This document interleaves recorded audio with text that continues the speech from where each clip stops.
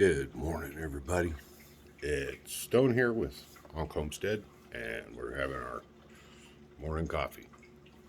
If you're first time here, welcome. If you're a returning viewer, thanks for stopping by. Glad you came back. Haven't been around in a while.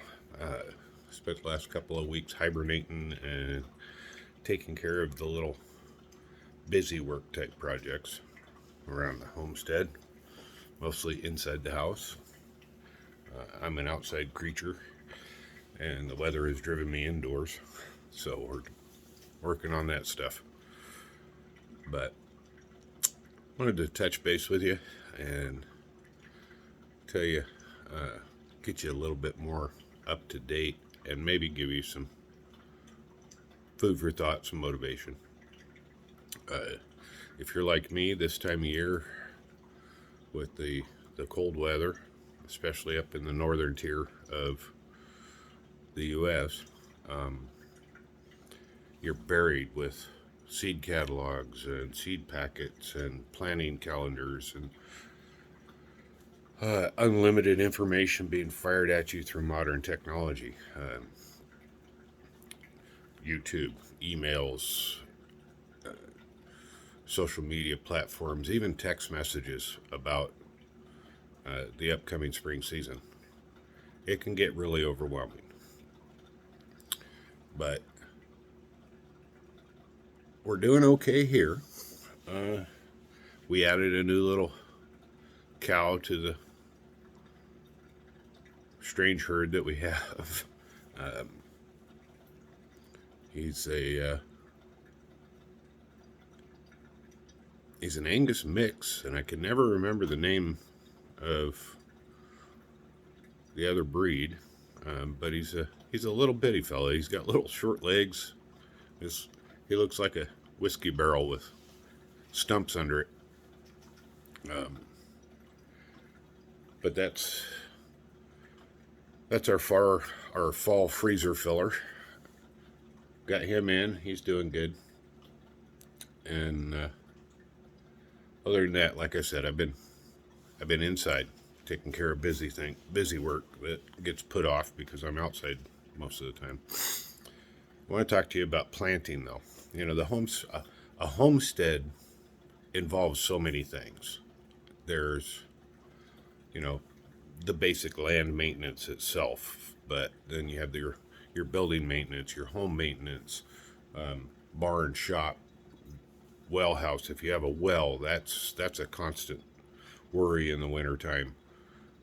Fencing, if you have critters or you need to keep critters out. Stock water. It's a constant. But the gardens, over the winter, we put them to bed. Like I said, especially in the northern tier of the United States, where we get cold winters. The ground's so frozen right now, I couldn't get a pitchfork more than a half an inch down yesterday. Just testing. So we plan for our garden. That's the one thing on the homestead that I think most of the folks reaching for self-reliance are really working towards, is the garden, the one constant to produce food. Medicine if you do herbs. So I wanted to talk to you a little bit about that. Right now, everybody's a little crazy with the seed catalogs, and the last couple of years with what's been going on with this COVID. Seeds have been getting bought out real quick. Last year it was seeds and chickens. Good luck finding any. But you're going to run into a lot of the same problem this year, and it has less to do with the panic of being homestruck because of COVID, and more to do with the people that already were homestruck and discovered, hey, I can grow food. So, but you're still going to have problems finding seeds. Now, I want to talk to you about the gardening, though. planning out your garden. If you haven't already put it in the dirt, all right, set it in the ground. Plan to have it somewhere that's accessible and close to the home. If you have a kitchen door and it leads to an area that's conducive for growing vegetables and herbs, put it out there. Put it somewhere that you're going to easily access it on a daily basis.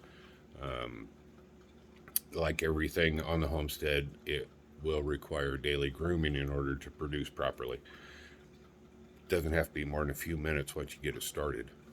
But the further away from the house and the more out of sight it is, the less likely it is that you're going to take care of it every day. So, first thing to consider is your zone, the USDA growing zone. Be aware of where you're at. Find that out. It's real easy. Call the local extension service. You can look on the USDA website at the agricultural growing zone map and guesstimate where you're at. We talked about zones before and how they're determined. There have been some changes to the USDA map for 2022. So take a look at that. Know your growing zone, because you can't grow.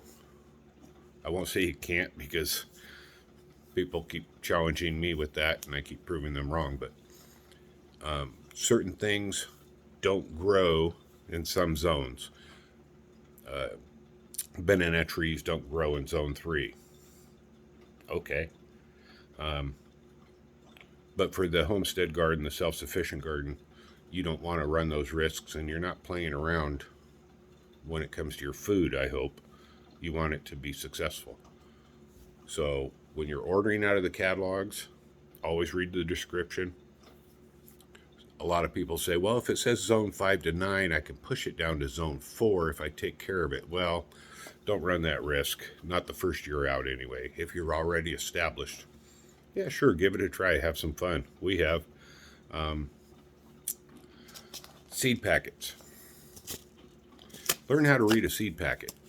There's a lot of information on here about this very specific plant. When to sow it. Do you need to put it inside and then transplant it? How long does it take? Watering, any feeding that needs to be done. There's a lot of information on this seed packet. Look at them. Make sure it's for your zone. Make sure that you have the space that it will require, if it's a full sun plant, partial shade, if it'll grow in shade. Take that a step further. If you really want to be productive in your garden, take that a step further, and what will that plant grow with? What can you co-plant with it? And what do you have to keep away from it that'll stunt its growth? Protective plants in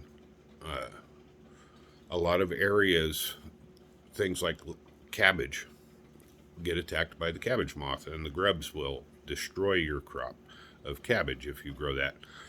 What can you grow with your cabbage that won't be detrimental to the cabbage, but will either attract friendly predator bugs of your pest bug, or will drive pest bugs away? You'll see a lot of gardens out here that have nasturtiums and marigolds interplanted in the spaces. Those are pretty common, but there's a lot of tricks. Figure out what you're going to grow, and then figure out what you can intercrop. The reason we intercrop is because it's not only beneficial from one plant to another, and you're saving space by a heavier growth, but you tend to be able to produce more that way. Mother Earth does not like bare soil. She doesn't like bare space. So learn about co-planting and intercropping, and learn about plants that work for pest problems, either to attract predators or to deter the pests to start with. I've showed you this before, Clyde's Garden Planner. Get something like that. It's real simple, real easy, and you can translate the estimated dates to your planting calendar. If it's your first year out, I suggest that you start keeping a garden diary. What you sowed inside, on what day, methods that you use, what you sowed outside or transplanted outside, on what days and what method. Make sure you mark your garden. If you're going to send your honey out to get some kohlrabi and they come back with a rutabaga, that's on you because you didn't mark the garden and they've never been out there because it's your thing. Number one for garden, if you haven't done it already, if you have not worked your garden beyond turning your dirt, even if it's several years old, number one important thing for growing plants, your soil. If you're getting the idea that I have a little bit of a passion about this, I do. I'm kind of a jack of all trade and an absolute master of none, but gardening is my thing. I can take care of the animals. I can play handyman all day long. Build fences, build barns, cut down trees, fix appliances, whatever. Gardening is what I really do. Soil is the key to a successful garden. I'll do videos on that later when we can actually work in the dirt. But so you know your zone, know your plants, know your planting dates, know your intercropping, know your natural pest controls.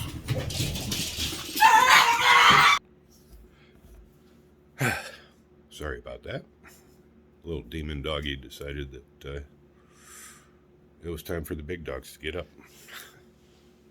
So we'll talk about soil in a future video, but I wanted to let you know right now, while everything's covered with snow, iced up, can't really do a whole lot with the garden, is the time to plant and prepare so that when you can actually get your fingers in the dirt, you're ready to hit it on day one. Mother Nature and the cycles of life don't care what your plans are. So you have to work with them. When the day comes to get those seeds out, the day comes to get those transplants out, the day comes to remulch or dress the garden to go to sleep for the winter, you got to go out and do that. Just like taking care of the animals in the wintertime. If there's something that has to be done, you got to do it, and you have to do it on her schedule. So, anyway, I'm going to go enjoy my coffee, get back to my seed catalogs, see if I can get these dogs to calm down a little bit, and I will see you soon. Please, please, please subscribe, hit the thumbs up button, interact with us a little bit too. We really, really, really want you to interact with us so that we know what to share with you, because we're doing all of it here. We don't know what to share because to us it's daily life. And share our channel link with your friends. It really helps us to further produce information. In the meantime, take care of yourselves, do something good for yourself, and share it with others. Bye.